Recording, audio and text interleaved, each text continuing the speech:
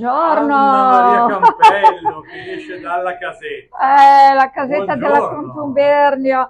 Io ho un legame affettivo profondo con questa scuola. Abbiamo organizzato insieme anche una mostra a Palazzo Tursi, veleggiando su Genova, dove sono nate altre iniziative.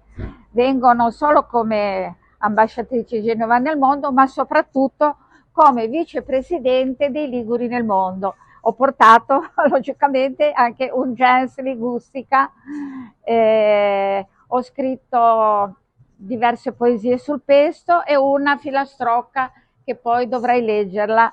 E che cosa racconta questa filastrocca? Perché saranno Allora, tanti bambini, quasi sì, 1000.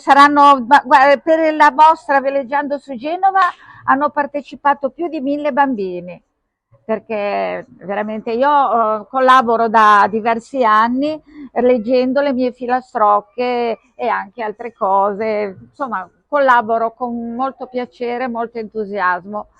Sono Tanti valori in affezionata. una festa come questa, Sì, no? Valori di molti, molti, amicizia. molti. Sì, poi c'è, diciamo, il direttore che è favoloso, magari è conosciutissimo, lui ci tiene i bambini, lui conosce tutti i bambini, tutti i genitori, eppure sono tantissimi. E poi per concludere tanto pesto, tanto Tanto basilico, pesto, tanto oggi profumo. conto pesto, sì sì, ci saranno gli assaggi, veramente sempre, è il sesto anno questo, e quindi io per l'occasione ho scritto una filastrocca.